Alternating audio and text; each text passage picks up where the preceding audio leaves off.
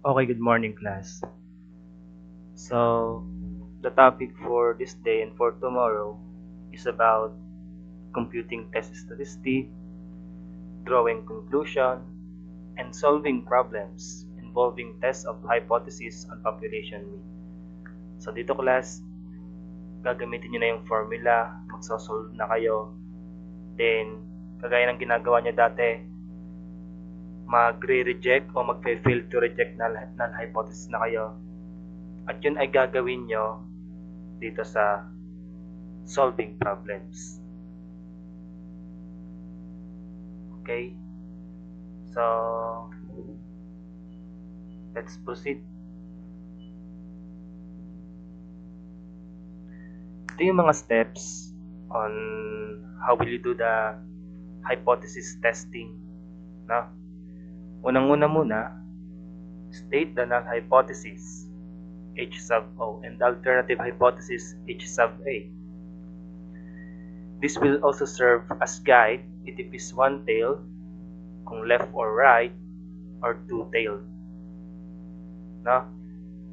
Diba nung nakaraan, kapag ang alternative hypothesis is ang symbol ay not equal, yun ay two-tailed.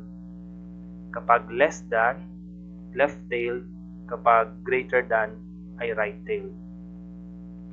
Step 2. By looking at the given, determine the test statistics to be used and compute the value.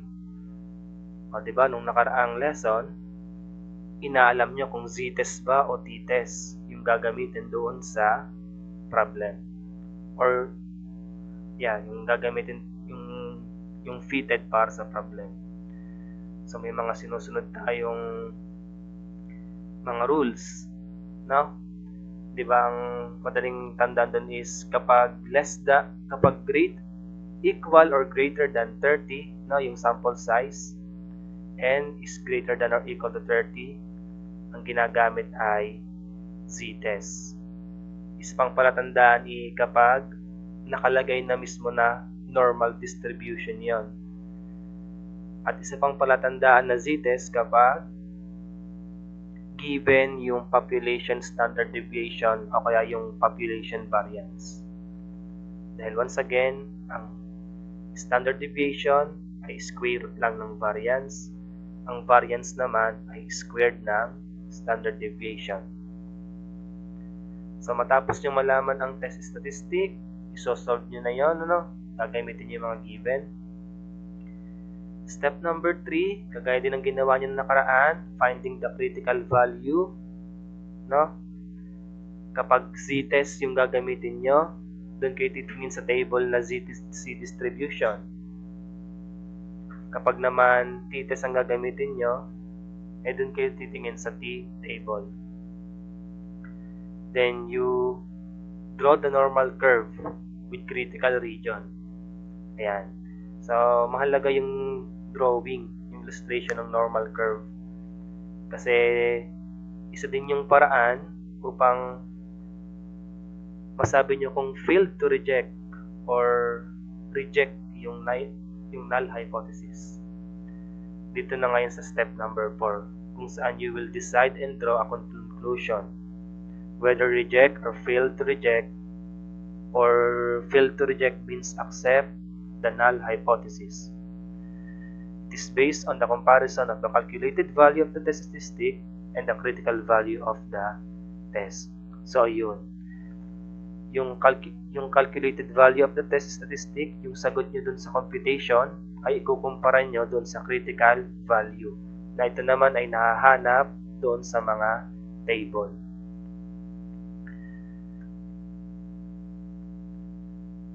So, deciding conclusion based on the concept.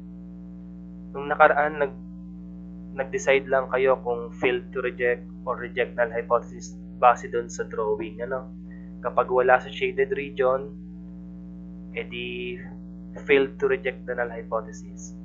Kapag nasa shaded region, nasa rejection region, edi i-reject yung null hypothesis.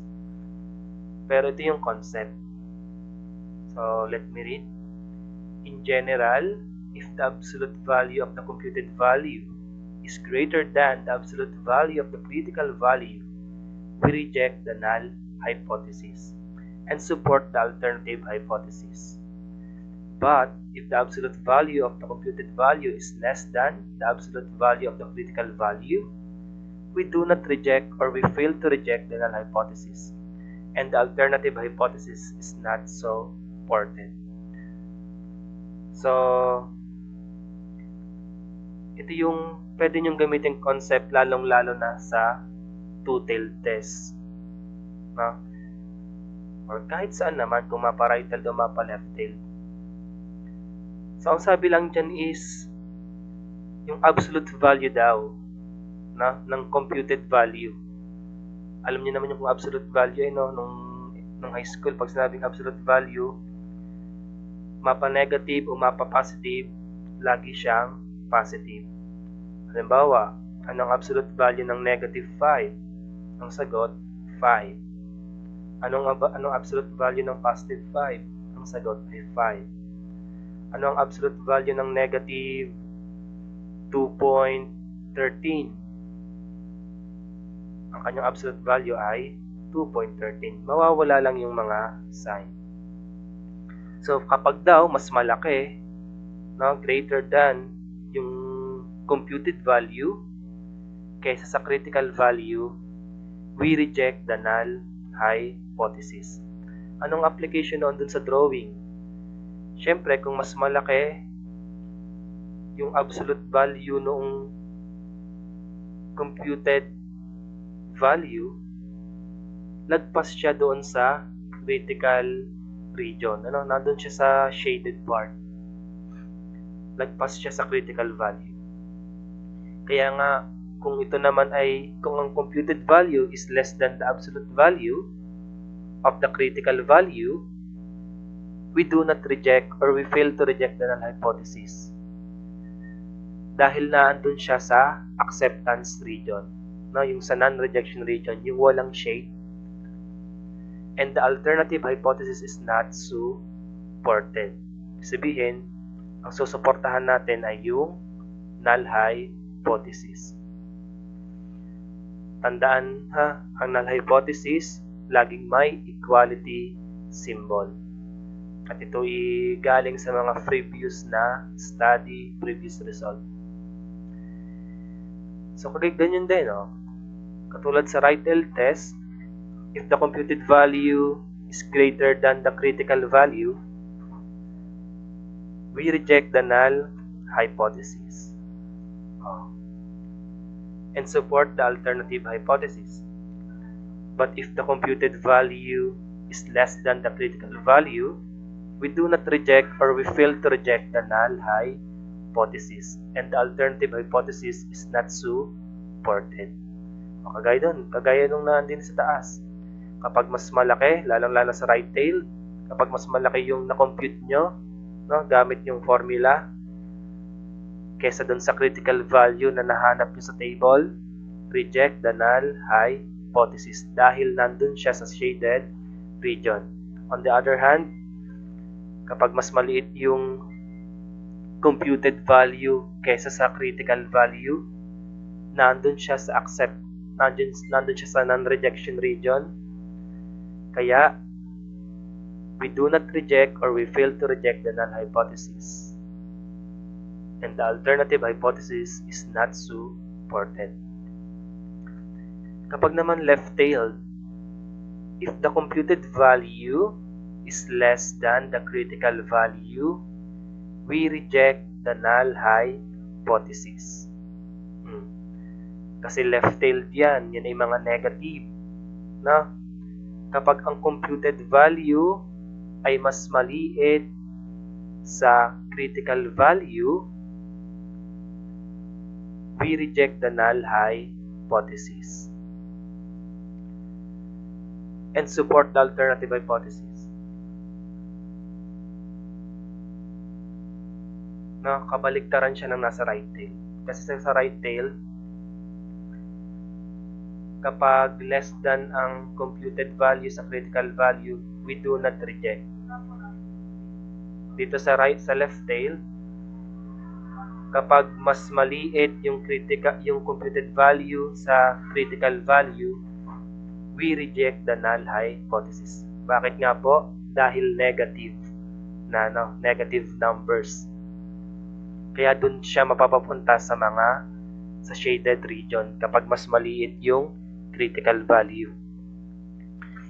On the other hand, kabaliktaran din ng sa right tail, kapag yung computed value, yung nasolve nyo sa formula, ay greater than sa critical value, we do not reject or we fail to reject the null hypothesis.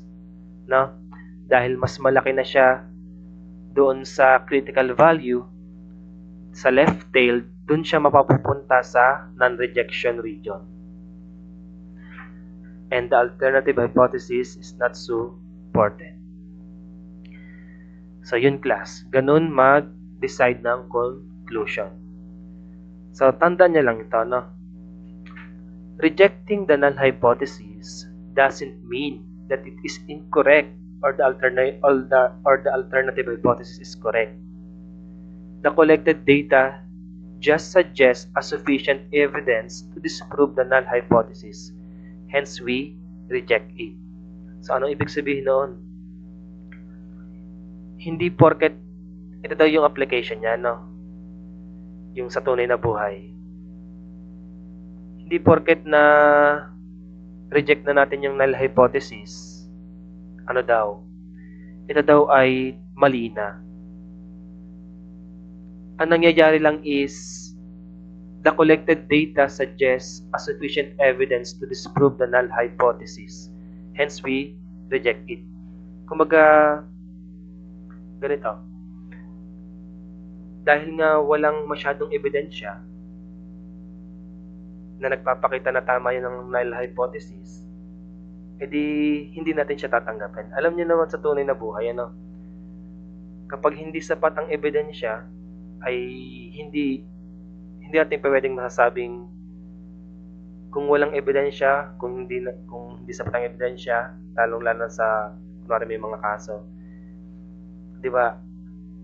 Hindi natin masasabi na tama yung sinabi ng isang tao. Kaya kailangan talaga natin lagi ng may sufficient evidence. Na siyang laging ginagawa dito sa statistic. Kaya nga nagko-collect tayo ng data from different samples from the whole population, no? Para ano ba talaga yung tama at sapat na impormasyon para makapagbigay tayo ng conclusion sa isang bagay. So similarly, a failure to reject the null hypothesis does not mean that it is true only that the test did not prove it to be false. Ang nangyari lang is there is insufficient evidence to disprove the null hypothesis. Hence, we do not reject it. Sa yun class. No, parang dun lang tayo nakafocus sa kung ano ba ang tama at totoong impormasyon na meron tayo. Kaya nga kapag nag-thesis kayo, hindi porket obvious na yung sagot, pwede na agad kayong gumawa ng conclusion, pwede na kayong gumawa agad ng sagot doon sa mga statement of the problem nyo.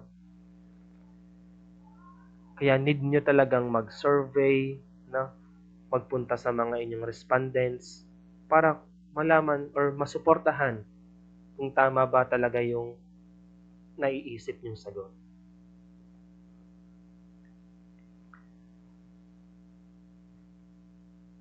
So ito na. Tayo na mag-solve ng mga problem.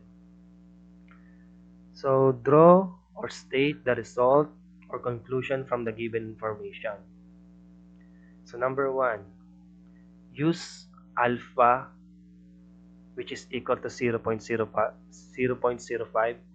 So alpha is the significance level.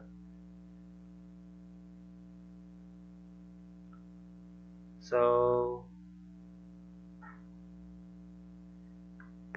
the null hypothesis, given na dito yung mga information nasa 1, null hypothesis mu or the mean is equal to 70, and the alternative hypothesis is mean is greater than 70.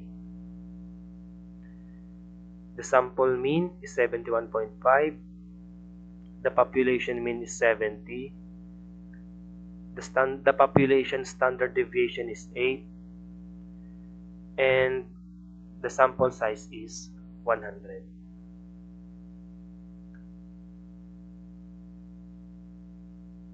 So, gagawin na natin yung mga steps na yan. No? Step na null hypothesis, determine the test statistic, then compute the value, find the critical value, number 3, find the critical value from the table, and 4, decide or draw the conclusion. Dito sa number 1, given na ang hypothesis, yung null tsaka alternative. So, step 1, state the null hypothesis and the alternative hypothesis kung saan given na sa problem. Ito rin ang magiging guide kung ito ba ay one-tailed, kung left or right, or two-tailed. Dahil ang ating alternative hypothesis is greater than, yan ay right-tailed. Ano? So, yun na. Step 2, by looking at the given, determine the test statistic to be used and compute the value. Ano sa tingin nyo ang test statistic na gagamitin? Z-test ba o t-test? Okay, very good. C-test. Dahil given na ang population standard deviation. Kita rin nyo rin naman, ang sample size ay madami. Greater than 30. No, 100 yan. Kaya, Z-test.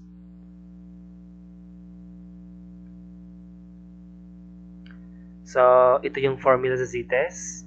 No? Alam niyo na naman ito. Ito yung lagi niyo na na-encounter noon pa mong third quarter. So, Z is equal to X bar minus mu all over sigma divided by the square root of n. In words, the z-score is equal to sample mean minus population mean all over population standard deviation divided by the square root of the sample size. So, substituting the given, 71.5 para sa sample mean minus 70 para sa population mean all over 8 para sa population standard deviation, square root of 100 para sa square root of n. So, what is 71.5 minus 70? Yun ay 1.5. 8 over square root of 100. Ang 100 ay perfect square. Ang square root ng 100 ay 10. Yan. Kaya naging ganyan. Is equal to 1.5 over 8 over 10. Kung tutusin, ito ay pwede pang sagutan or computin ng mano-mano. Ano? So, sunod nyo dyan gagawin ay itong 8 over 10. Kasi ito yung mas kayang-kaya itong sagutan ng mano-mano. 8 divided by 10, it is 0.8. Kaya yan ay 1.5. Copy si 1.5 divided by 0.8. And 1.5 divided by 0.8 is equal to 1.875. Ito na ang ating computed value. No? Computed Z value. So, huwag niyang iwawala dahil dyan nyo i-compare yung critical value na nasa table. So, step 3, find the critical value for the test. No? Whether from the Z distribution or from the T distribution table. Then, draw the normal curve with the critical region. So, sige nga. Dahil 0.05 yung ating significance level, tapos Z-test yung ating ginamit, ano kaya ang critical value niyan? At siya ay right-tailed. No? Dito sa table na sinend ko na nung nakaraan, sana nabasa nyo to. Yan yung table of critical values of z-score. 0.05 yung ating alpha. So dito sa third column. Tapos yun ay right-tailed. Kaya ito siya. Ang critical value 1.645. Yan, 1.64 positive. Positive 1.645. So balik tayo sa step 3. Since we use z-test and the significance level is equal to 0.05, the critical value from the table is 1.645. So i-drawing natin yung normal curve na may critical region. So ito siya. Ito yung critical value na 1.645. Then ito na yung shaded region. Ito na yung rejection region.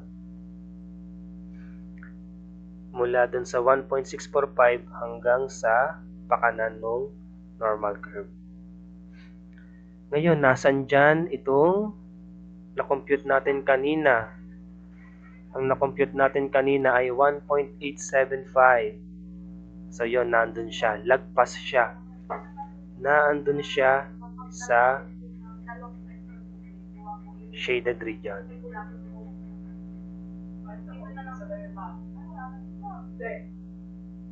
Isa dito sa kabila, pero may isa pang pag-display.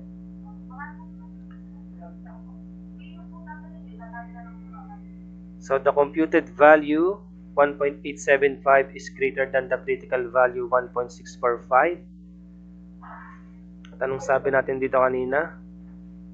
Sa right-tailed, kapag greater than yung computed value,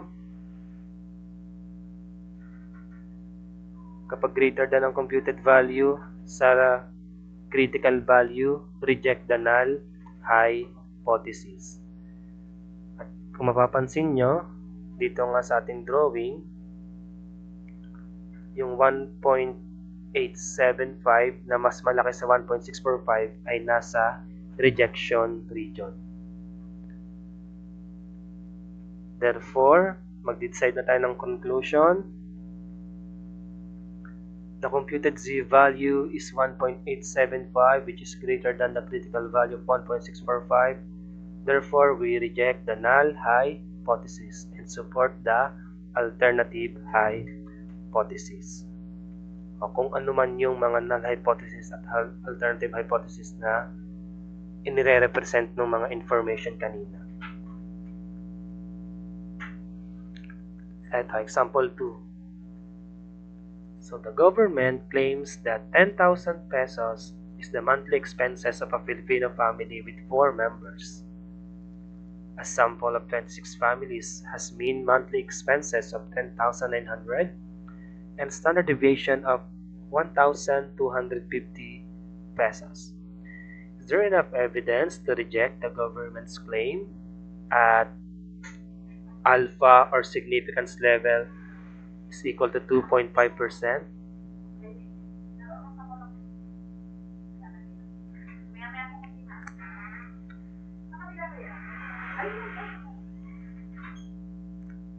Yan.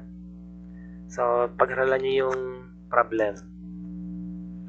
Ano sa tingin nyo yung null at saka alternative hypothesis niyan?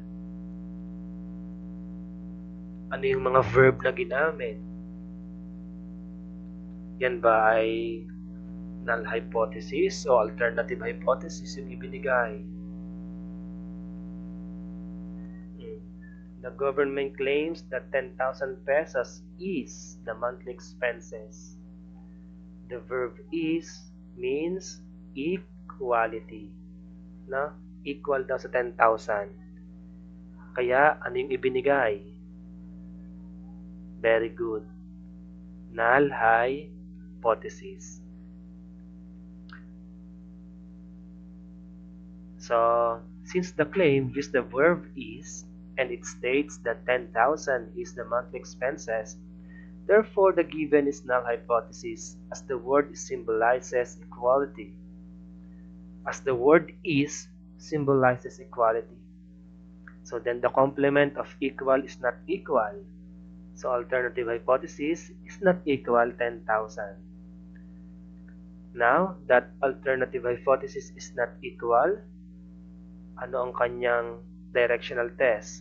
Left-tailed, right-tailed, o two-tailed? Kapag not equal, yun ay two-tailed test. Yan. Ito na yung null tsaka alternative hypothesis. Step 2. Alamin natin kung anong test statistic ang gagamitin. Alamin natin yung mga given. Base sa mga given. A sample of 26 families. Kitang-kita na agad sa sample of 26 families, less than 30. At ang mean daw ng 26 families na yon ay 10,900.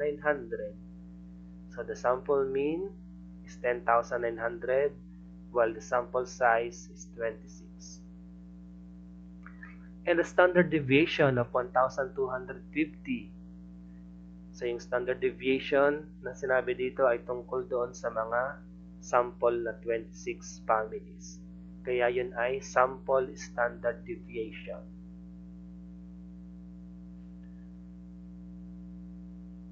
Ang sample SD, mali ang nakalagay diyang symbol. Dapat ay S.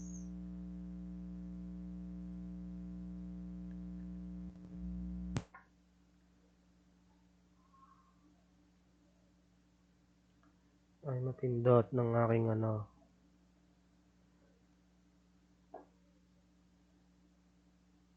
Hindi dapat sigma, kundi dapat ay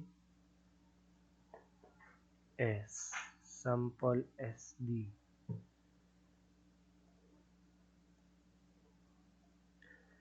Yan. Then, the alpha or the significance level is 2.5%. Siyempre, ang 2.5% kapag ginawang decimal, 0.025.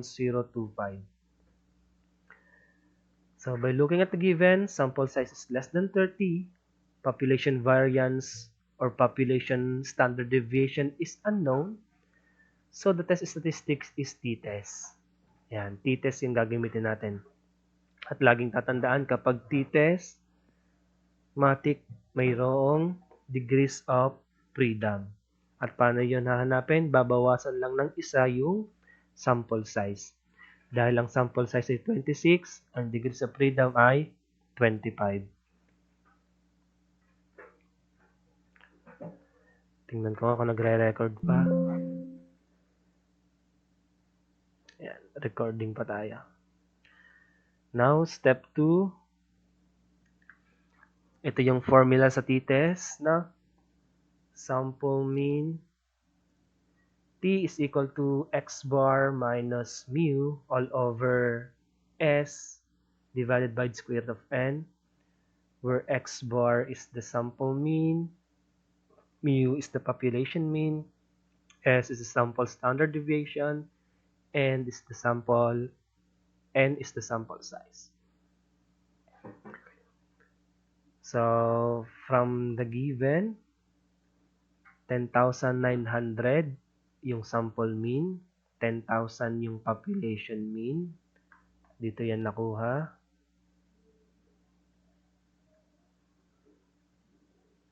Magpasa ko.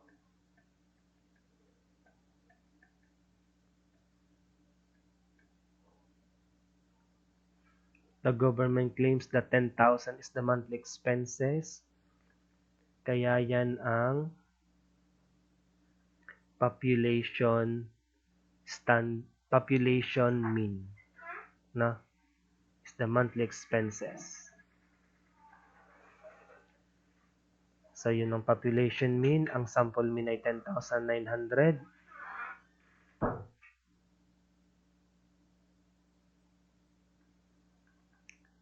Then sample sample SD is 1,250 and sample size ay 26. So substituting the given to the formula,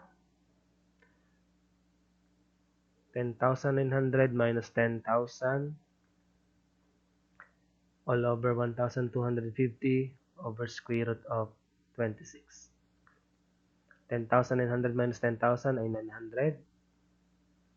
Ang square root ng 26 ay 5.10. Kaya ito nangyari, 900 all over 1,250 divided by 5.10. Pwede nyo naman yung i-diretso na sa calculus. So, 900, ang sagot dito sa 1,250 divided by 5.10 ay 245.10. So, 900 divided by 245.10 is 3.671. Pero mas maganda pa rin class na iniisa-isa nyo para hindi kayo malito at maging tama yung step na ginagawa nyo.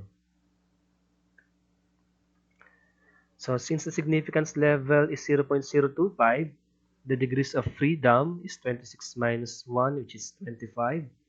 No? Dito sa step 3, nahanap na natin yung critical value. It is two-tailed test, so we came up for the critical value of 2.485. Sige nga, tingnan nga natin kung 2.485 nga. 25 ang degrees of freedom, ang alpha ay 0.25.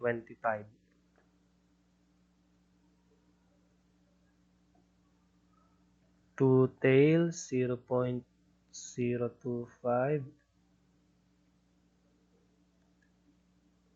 Wala dito sa t-table na binigay ko sa inyo, pero meron doon sa, pero meron dito.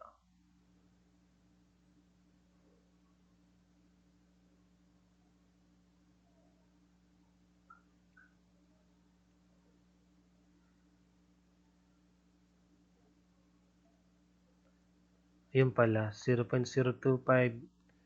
Ang ginamit niya ay dun sa 0.02. Ganyan din ba dito? Two-tail na 0.02. Tapos, 25 ang degrees of freedom. So, dito siya.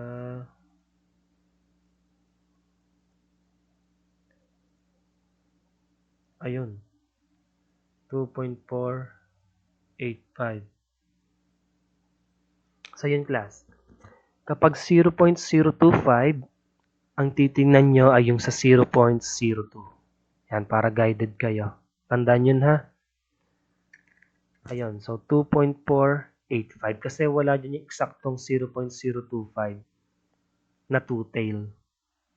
Ang naandito ay 0.02. Na? So 0.02, tapos 25 ang degrees of freedom. Kaya ayun, 2.485 nga. Then, i-drawing na natin yung normal curve. Two-tail yan. Kaya, merong shaded region sa kaliwa, meron din sa kanan. Yung nasa kaliwa ay negative 2.485. So, mula doon, papuntang kaliwa, yan ang shaded region. Sa positive side naman, positive 2.485 mula doon hanggang sa pakanan. Ang ating na-compute ay 3.671. No? So, kung hahanapin natin yung 3.671, naandin yung sa positive side, bago mag-4, 3.671, naandin naman yung sa negative side, negative 3.671. Negative 3.671. So, yung step 4, the absolute value of the computed t-value of 3.671 is greater than the absolute value of the critical value of 2.485. Therefore, we reject the null hypothesis. Nasa rejection region siya. So, ayun nga. Ito yung decision at conclusion. Kasi nga, magdodraw tayo ng conclusion. At dyan sa problem na yan, meron ng statement ng conclusion. Kaya, gagawa natin ng conclusion base dun sa statement sa problem.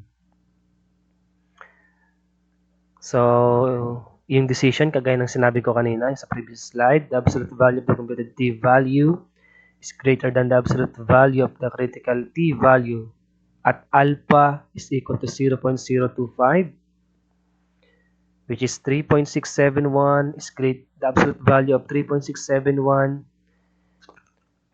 ito yung binabasa ng Sarah. The absolute value of 3.671 is greater than the absolute value of 24.85. Therefore, we reject the null hypothesis. So, in conclusion, we can conclude that there is enough evidence to reject the claim of the government that 10,000 pesos is the monthly expenses of a Filipino family with 4 members. No? Merong enough na evidence to reject the claim of the government na 10,000 pesos daw yung monthly expenses ng Filipino family. So, maaring mas malaki sa 10,000 o mas maliit sa 10,000.